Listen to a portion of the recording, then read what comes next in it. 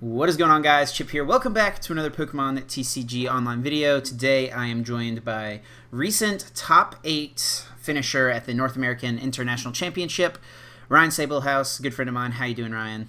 I'm doing pretty good, man. How about you? I'm doing well. Glad to have you on. Thanks so much for being here, taking some time out of your evening. Yeah, how's it feel, man, coming off a 6th place at the largest Pokemon event to date? How's that feel? It's crazy. Like, just actually, like, I don't know if you've seen, like, the pictures or something of, like, what the field looked like. Mm-hmm. That was so many people. Lots oh, of my people. gosh. Like, to think that I actually was, like, first seed overall after the first day, Yep. and then coming in as second seed for top 8, that's just crazy. Yeah, pretty nutty stuff. So, similar to the video I posted earlier with Sam, we're not going to be doing a tournament report. Ryan has already done a tournament report with our friends Kirk and Jeffrey and Jared over at the Super Rodcast. So I'll leave a link to that podcast once that goes up. And Ryan is also a writer for 60 Cards, so he'll be doing a tournament report on there as well. So I'll leave a link to his article over there. If you're a 60 Cards member, definitely make sure you check that out. So without further ado, we're just going to kind of do some of the same stuff I did in my video with Sam. We're going to talk about the list, some of your decisions, your testing process leading up to the tournament, and then we might talk about Worlds for a little bit after that. Sound good? Sounds good. Let's do it, man. So, Volcanion EX. So, I guess before we talk about Volcanion specifically, Mexico City Regionals, Origins just finished up. Couple weeks outside of North American International Championships. What was kind of your thought process when you sat down to figure out what you wanted to play? Well, I knew that I really wanted to, since I'm friends with Rahul, I always have Vespa Queen as one of my main options because that's all he talks about forever. Yep. So I know I wanted to play Vespa Queen as one of my options, and I knew that the way I described Volcanion on the Super Broadcast, it's kind of like an abusive ex. Like you always do so, like you're having so much fun, and then just something bad happens, and like you don't win the tournament. But then you go back and you just have all this fun, and it's great. And so I just keep coming back to Volcanion at all these tournaments, and so I just keep playing it, and I don't win the tournaments, but I do really good, and I have fun. So I decided to test with Volcanion a little the night before, and that's what I went with. Nice, nice. So leading up to it, you hadn't really decided until then, like going into the night before, were you really still kind of unsure? I was between those two. It was between those two, and then Alolan Ninetales was my like super backup option. The sleeper pick there. And I've loved that card since it came out, and I've been trying to play it, and I literally was telling people, I was like, that deck's so good, and then they were like, you're retarded, and I'm like, I think it's good, and then Gustavo went 10-1 with it, so yeah. Suck it, people that didn't believe in me. Non-believers. So, yeah, this list is actually pretty different from the Volcanion lists we've seen, I guess, pre-Garbodor era. I guess this is more kind of based off of Azul's Madison list. I know you worked on the list with him. Yeah. And Brad Kershaw as well also played. Did you guys all play the same 60? Is that right? Yep, we all played it, and we worked on it before the event, and that's what we came to. And we kind of did the same thing. Literally, those 3 people, me, Brad, and Azul, did the same thing, except we added Pendarvis this time. And we brought all him in. Oh, yeah, and Jimmy obviously finishing pretty well at the tournament as well. I believe top 32, 20th place, if I'm not mistaken. I think he would have actually made it into the top 8 too, but he played against Tord in the last round, and he prized 2 Volcanion EX in both games. Oh, that's a little unfortunate. And lost on time. So that's why you got to play 4 Volcanion EX. Apparently. So, yeah, that's one of the main things I want to ask real quick. You decided to cut down to just 3 copies of this card, where historically Volcanion decks throughout the season have played 4. What was the thought process there behind just going for the 3 copies? In most cases, I felt like you only really need like 2, because you're taking a knockout on almost everything with Turtonator. And when you're knocking out GXs, since no one plays GXs or EXs, no one plays Fighting Fury Belts really anymore. So 190 is enough to pretty much KO anything. And if not, Turtonator can clean it up. So you only really need 2. So even if one's prized, it's never that bad. And if one of them gets knocked out for any reason, you always have the Rescue Stretcher. So I felt like 3 was enough. I would have loved a 4th one, but 3 was enough. So yeah, so I mean, it obviously worked out for you. You know, finishing as well as you did. And then 2 Turtonator GX as well. I've seen some lists fluctuate between 1 and 2 copies of this card. What made you want to go with having 2 copies of here? I just love Turn. He's such a good card. It's just like, even when you're being... My favorite thing is whenever I would play against a Garbodor deck, and they would like lock down Garbotoxin or something, and then they're just like, haha, you can't take 2 prize cards in 1 turn, and then I'm just like, fighting Fury Belt, I'll Lysander your Tapu Lele, it's dead. And I don't even need to waste my Field Blower that turn. I can save that for another turn. Like, it just hits for the 160 compared to 130. It's like a Steam Up happened, except you don't need abilities. Need the ability, yeah. So it's so good. And also, the threat of when someone's down to 1 prize card or something, and then I end them to 1, and then I bring up Turtonator with like a Fighting Fury Belt, and then just Nitro Tank a bunch of energies, and then I'm just like, oh god, I can't deal with that. Yeah, just loading a ton of energies back into play. With your opponent having a low hand, it's going to be pretty tough for them to do anything there. And then also upping your count of the Baby Volcanion throughout the season. We've seen 3. Looks like you played 4 here. How good was that throughout the weekend? It was really good. I like, that was the one change that I was making seconds before we had to turn in our deck lists, is 4th Volcanion or 4th Brooklet Hill, and I couldn't decide. And then I just decided, I was like, you know what, I'm just gonna be consistent. I'm gonna try and start Volcanion as much as possible. Like, finding Volcanion EXs and making sure I don't play items is important with Brooklet Hill, but I was like, I'm just going to make sure I get out of Volcanion. Because when you attack with Volcanion and get some power hitters off on turn 1, something like that, you're getting so much energy down, you're getting such a big advantage. It's so big. Yeah, for sure. Yeah, I mean, it's obviously your best starter in the deck, I feel like. Yeah. So having 4 copies of it to make it the most consistent starter definitely seems good. I remember watching one of your, I think it was the top 8 match, where you like just could not find a Baby Volcanion. I think it was game 2 of top 8. You like Sycamored into no Ultra Balls, no Volcanions. Next turn you into no Ultra Balls, no Volcanions. It's just like you play 4 of these for a reason. I think I even before the Sycamore, I steamed up twice and then Sycamored to just hope for a Volcanion and a fire. Yeah. And I completely whiffed. Oh yeah, you didn't even get I think you missed an attachment that turn too, because like you had steamed up before because you needed because like you play so many, you're gonna get a Volcanion and a fire. That was my thought process, but apparently we were both wrong. Yeah. So something we've seen from a lot of the Volcanion lists in Expanded is the 1/1 Starmie line, but I think this is the first time we've seen a list do well at a tournament. Well, no, I guess Azul played it in Madison, right? The 1/1 Starmie. Okay, so how useful? Yeah, is this the first tournament you've played it at in Standard? I know you've played it in Expanded at a couple tournaments this year. I think throughout the past like 2 months or 3 months, something. Whenever I've played a Volcanion deck, I've literally told people, like, I'm not playing Volcanion unless it has Starmie in it. If it does not have Starmie in it, I'm not gonna play Volcanion because Starmie is just so good. Yeah, just having that consistent stream of energies back also means you don't have to play the Fisherman Supporter, which, can be a good card, but you don't have a need for it now, and you can play another supporter that turn. Yep. Starmie seems like it's definitely pretty good. Also, one other thing I wanted to ask you about is just 2 copies of Max Elixir. We've seen people go to 0. We've seen people still playing the full 4. 2 seems like such a strange count. What made you guys come to that decision? Those were basically like the open spots in the deck list when we were making it, because we felt like everything else had like the perfect counts, like maybe another switch card or something like that. But those were our 2 open spots that we had. And the last time I played Volcanion, we called it Turtlecanion. We played it without Max Elixirs because it was unbelievably slow in Madison. And Azul did good, but I did not, and I ended up facing other Volcanion decks that had Max Elixir, and I got kind of screwed there because they were a little bit faster than me and they could beat me, and I couldn't keep up with them. So I was like, I feel like I can still keep up with them even with just 2 elixirs, and since those are 2 open spots, getting extra energy on the board is never really gonna hurt me. So the 2 elixirs was enough to appease me. Yeah, I makes guess. sense. Makes sense. And switch cards seem pretty standard to what we've seen the past couple months: 2 switch, 2 floatstone, and 1 Olympia. But you guys opted to not play Choice Band at all and just play 3 copies of Fighting Fury Belt. You want to talk about some of the decision making there?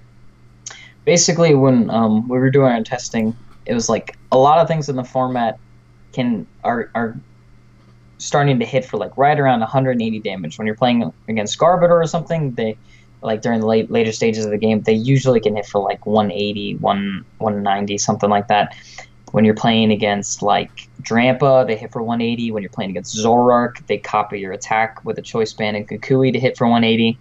When you're playing against like almost anything, they're hitting for right around 180 damage. So if you have that Choice Band, or if you have the Choice Band, you're getting knocked out.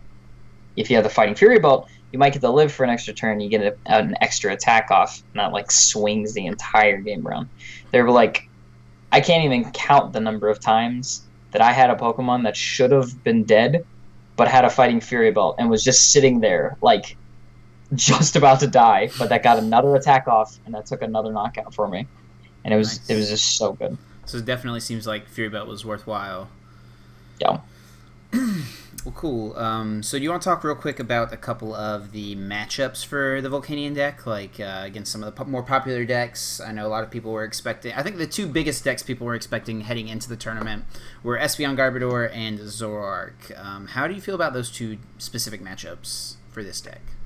One of the reasons I actually played this deck was because it had such a good Espeon Garbodor matchup. Espeon really doesn't have like a good attacker against Baby Volcanion. Mm-hmm. Like when Baby Volcanion gets going, there's nothing that can really do anything against a Baby Volcanion with like a Fighting Fury Belt that starts hitting for more and more damage. They have to get out Garbotoxin fast, and if they stutter for even a second, they just can't do anything. Espeon isn't really even that good of an attacker because, I mean, all I need is just like one Field Blower to knock off the tool from Garbodor, and then the Espeon's just going to get knocked out. And I usually don't have that many item cards in the discard pile to ever make a difference. So Garbodor was one of the matchups that I felt like I was super favored in. And I ended up beating, I think, 4 or 5 during the tournament. So it was definitely Obviously a good. Worked out for you, yeah. Yeah. So I like that one. And then Zoroark. I'm not going to lie, I really didn't think Zoroark was going to be that popular. Mm-hmm. I told people it wasn't going to be...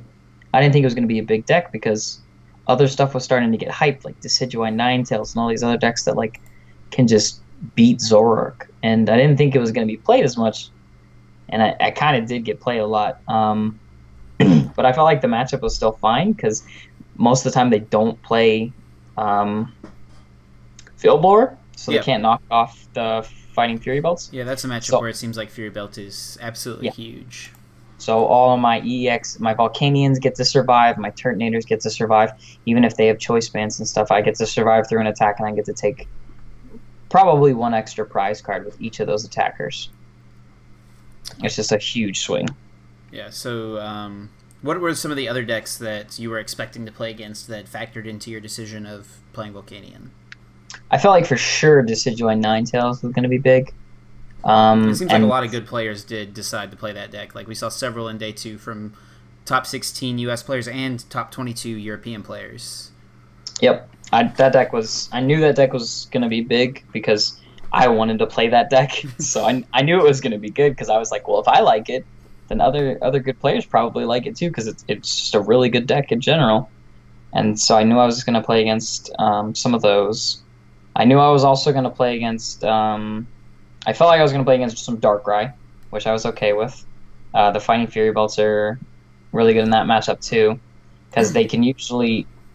to hit 220 damage in one shot is really hard, but they can actually hit like 190 pretty easily. They only need, like 6 and 7 energy in a Choice Band or something like that to hit for that much. And that's actually not that hard for them, but to get like 9 energy in a Choice Band is just like so much damage. I think a lot of the Darkrai's weren't playing Field Blower as well that I had seen. Yep. And if they were, it was usually just 1 copy, so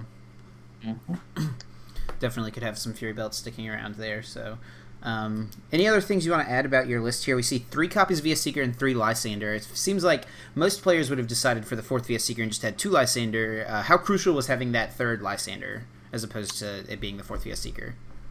The number of Lysanders was pretty like my favorite part about the entire deck, because whenever I needed a Lysander for game or something, even if you were watching the streams, you probably saw like the really close games where I just needed that last Lysander to get a knockout, and then I would get it off of like an end to 2 because I have 2 more copies in my deck, or I have both my Tapu Leles left that I can go and grab Lysanders.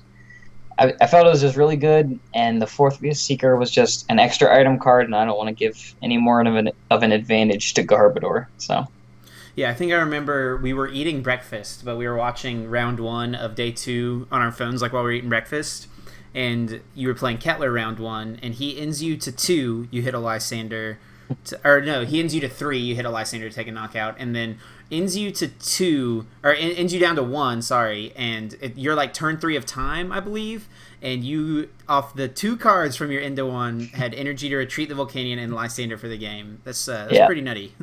That was ridiculous. Oh my gosh, that game was crazy. It was funny watching your face too, because you seemed like really bummed out when he ended you to 1. You're like, I'm gonna lose this game now because I'm only gonna get 1 card and I need 2 specific cards, and it just so happened you got those 2 specific cards. It was just funny watching your face, like you turned around in emotion because you were like really bummed, and then it was like, oh, there we go, I got it. I think my exact thought process was I just drew when I knocked out the Rowlet with the first Lysander, I got a Tapu Lele off my prizes, and my exact thought was, I was like, yes, another odd to get me a Sycamore to get 3 energy for the knockout. And then I drew my 1 card, and it was a Lysander. I'm like, well, that doesn't help me because I still need 3 more energies, because that was my thought process. And then I top deck the energy, and I'm like, oh, wait, I can attack with something else. That works too. Yeah. So funny how that works out. Yeah, funny seeing some close games play out for sure. Briefly, do you want to? I know we don't need to go like too much into detail of this, but there was a little bit of like controversy in your top 8 match when it came to the timing and all that stuff. Do you want to just touch on that briefly? Kind of your side of the story there. Yeah, no problem.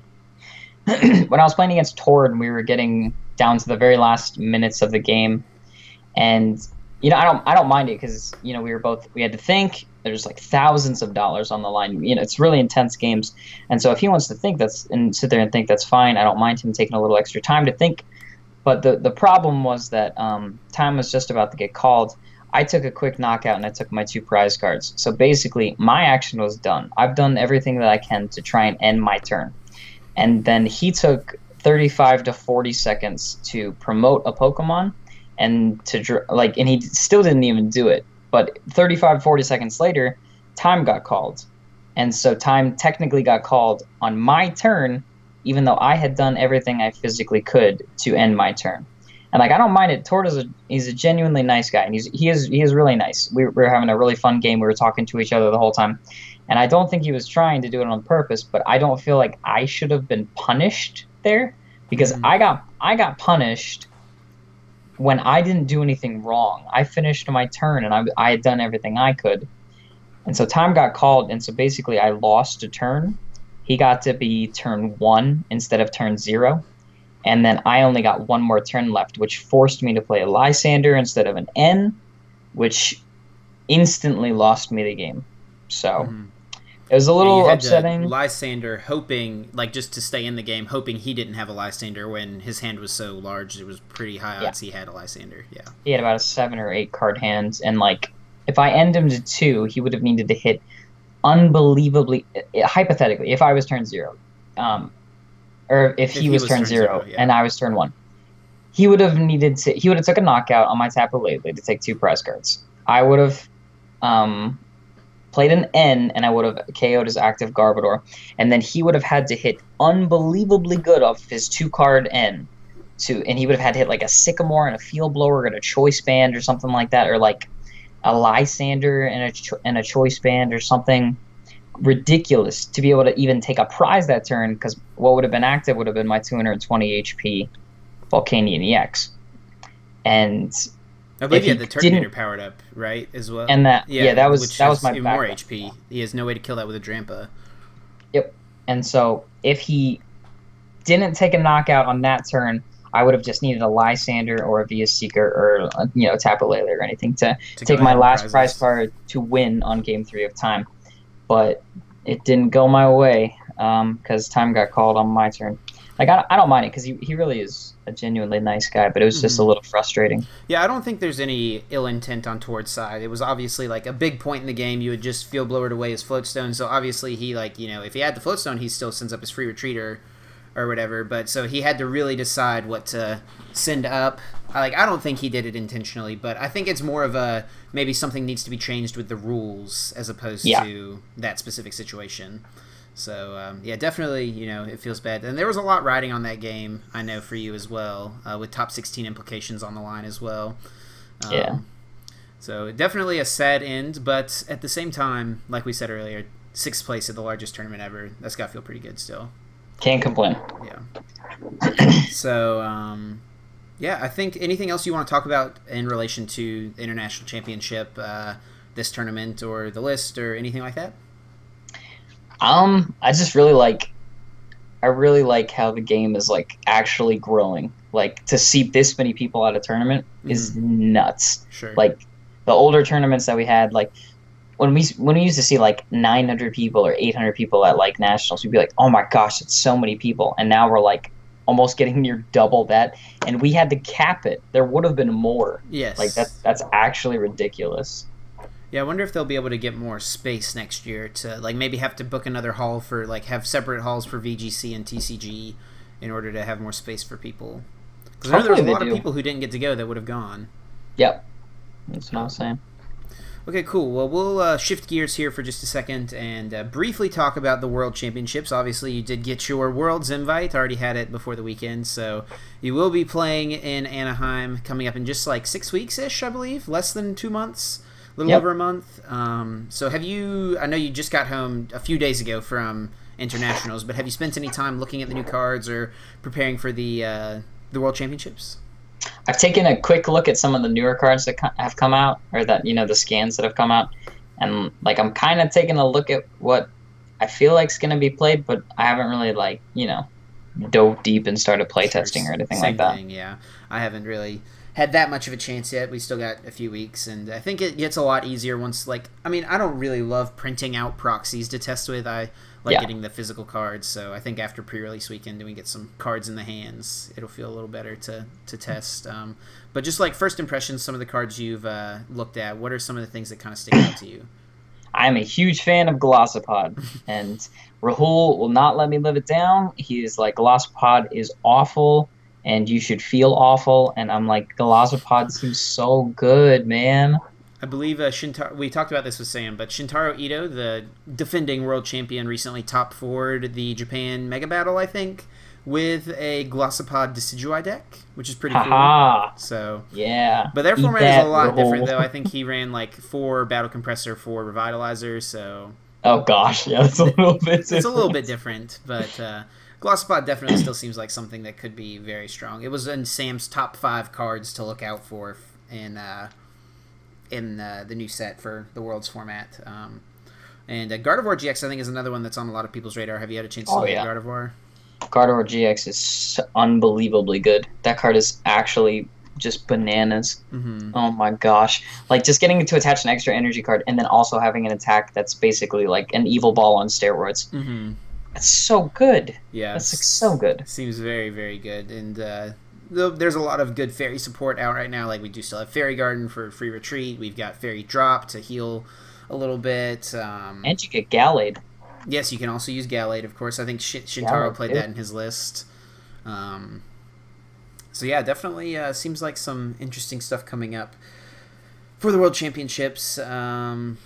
But yeah, I think that is going to cover everything we had to talk about. Anything else you want to add as far as Worlds or the NAIC, looking back at it? Any other thoughts? No, not really. Do I get to do shout-outs? Yes, that was the next piece. If you want to do some shout-outs, any plugs, anything like that, feel free to do that now. The floor is yours. Okay.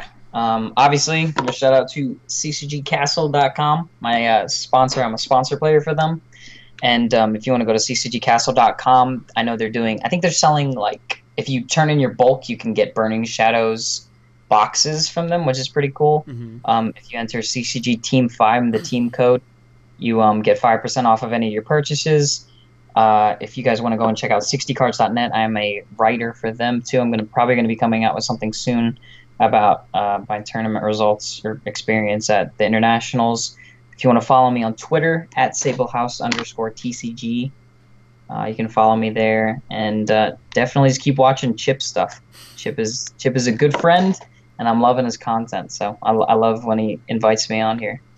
Thanks, man. Glad to have you on for sure. I'll leave links to all of those plugs, CCG Castle, 60 Cards, as well as Ryan's Twitter down in the description. Definitely be sure to check those things out, guys. I'll also leave Ryan's list in the description, so if you want to play this at a local tournament or something coming up soon, you know, I think we might get some League Cups before Worlds or something like that, so if that's the case, feel free to play this list. It's definitely a very, very good list if you're liking Volcanion, so I think that is going to do it for us. Thank you so much for watching, guys. Thanks again to Ryan for coming on, and that is going to do it. Thank you guys for watching, and we're going to get out of here. Until next time, guys, take care.